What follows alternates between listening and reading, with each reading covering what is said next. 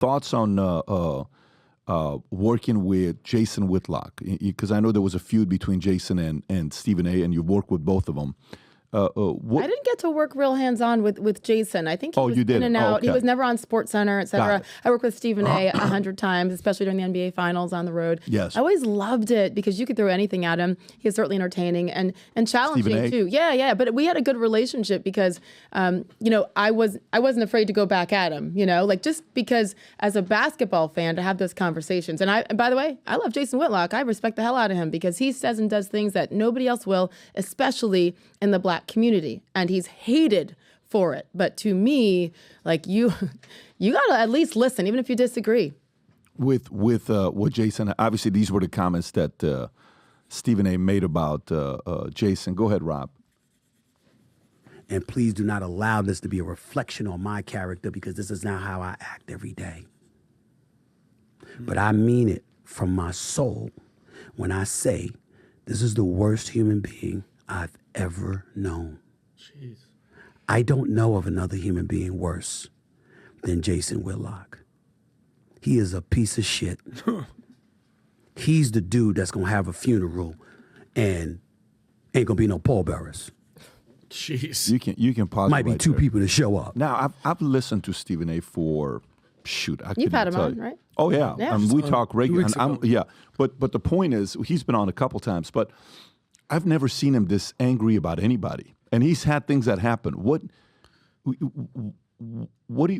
you first saw this happen? Obviously, this was a couple months ago. This is not a recent story that happened last week. What was your initial reaction when you saw this? Sad. Really? Tell me why. I think Stephen A's better than that. Why? Why do that? The funny thing is, Jason was kind of doing his job. He was reviewing a book that Stephen A. wrote, and there were some things in there that Stephen A. wrote that he's like, really? Well, this doesn't add up. Like, what is this? Wait, if you say you averaged 1.5 points, we only played in one game, and like whatever. He reviewed the book and had some questions about it.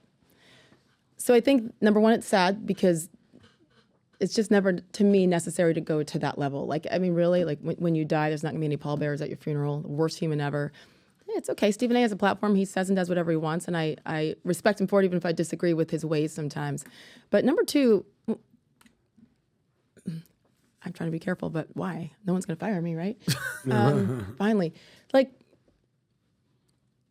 is it a personal thing with Jason? Obviously, because if that's me and someone reviewed something that I wrote in a book or even said, and they were wrong about it, about their take, I would address the issue. I would say, wait, Jason, let me tell you why you're wrong and questioning me. Here's the facts. And like go back at him for what Jason was bringing up. Instead, there was no mention of what Jason was pointing out in the book, the inconsistencies. It just went personal. Like if I accuse somebody of doing something and you didn't do it, what's the first thing you're going to say to me? It's like, I have proof that I yeah. have proof. So I'll instead show of you my proof. Right. So instead of saying, let me show you the proof, because he had a right to review the book, he instead just went personal and ignored that Jason's whole point in the first place. So to me, that's interesting, if nothing else. But overall, I love Stephen A. I love where he comes from. Something he doesn't talk about as much. I mean, he does with his sisters and his mother, and who he is in his core. Like that's not the Stephen A. that I love. But can I ask you a personal question? Yeah, I like when. Is it about this? Yeah, specifically about this.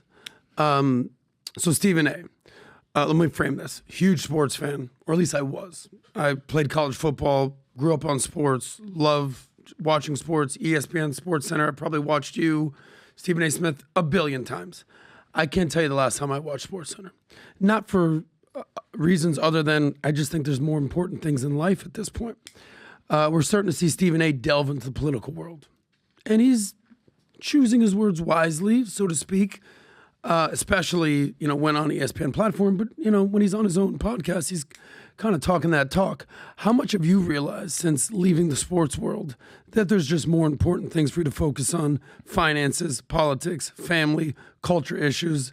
Like, how much sports do you even watch? Your question has to do with Stephen A. Yeah, like Whitlock? he's focusing on other things other than just sports. This clearly is personal to me, but from a macro I want to stay on this. We'll go to that. That's not about this question. I do love that question. Yeah, So, we'll come back to that. But let me stay on this question here. So with Stephen A. and Whitlock.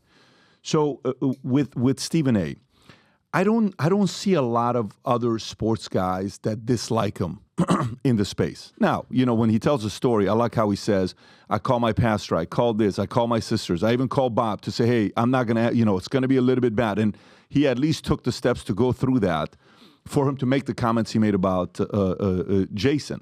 Now, But it's not on an ESPN platform, so it doesn't matter. But still, he knows he's representing the brand He knows to he give is, the respect. Right. But there's definitely a separation. Right. And he knows he can say whatever he wants. You're not using that language on an ESPN platform. You know what I mean? So I think that's in his contract to be able to do it separately, right? To say YouTube's over here, my podcast, my platform's here. Yeah. But I agree, you still are representative of the brand, representing the brand. Yeah, and I think he's, he knows he's about to get a, big payday coming his way. I think he's deserving of it. I think he's deserving of, if he's going to get the 20 plus, I think he's deserving of it if they paid him. By the way, that could set the tone as well for the marketplace for how hard this guy's worked and how available he's been for so many years, right? Yes. And he's been the face of ESPN. I want to know what he has to say, right?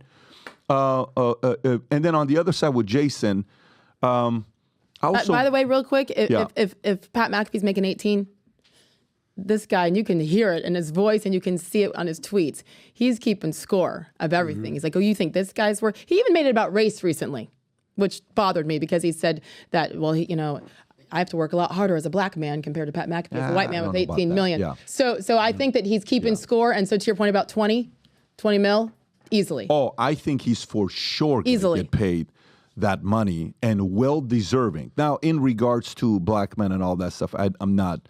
When they go that route, I'm not a fan of that. But I also can see how Jason probably plays the game of trying to be a troll and trying to get under his skin. And in this situation, to be honest with you, Jason won. In what way? Because nobody follows Jason anymore. Jason's no longer at the level that he used to be, where he was getting the eyeballs before. But he's the number one guy, Stephen A. So Stephen A. actually brought eyeballs to him, then the other way around. So this is when a guy attacks up and you get the up to attack you down. The guy at the bottom attacking up actually wins. Good point. Because you just made him relevant that other people are reacting to. So this is a W for Jason in the context of choosing your enemies wisely. Yeah, you know how Jake Paul gets the guys above him to get irritated, or Conor, or some of this stuff. Yeah. In this context, he wins. But when it comes onto finances, winning, financially free, the face, history, legacy, all this stuff, Stephen A. dominated Jason in that context. I do wish that people would listen more to Jason. People are like, oh, of course you're going to say that. You're a right-wing. No, he's super smart. And if you listen to the points he makes, and yes, quite often they're race-related and about the black community or certain athletes or not, he makes points that make you think. So I think that, and I know this, one of the reasons why you say, he doesn't have the following that he did in the past, well, certainly, but which way does social media lean? Oh, big time left. Oh, huge. So they're going to make sure. I don't know about that. Oh, 100%. I don't know about I feel that strongly. And let me tell you why I don't know about that. Look, I've listened to Jason for many years, and I'm talking back in the days. I think Jason is very smart, very.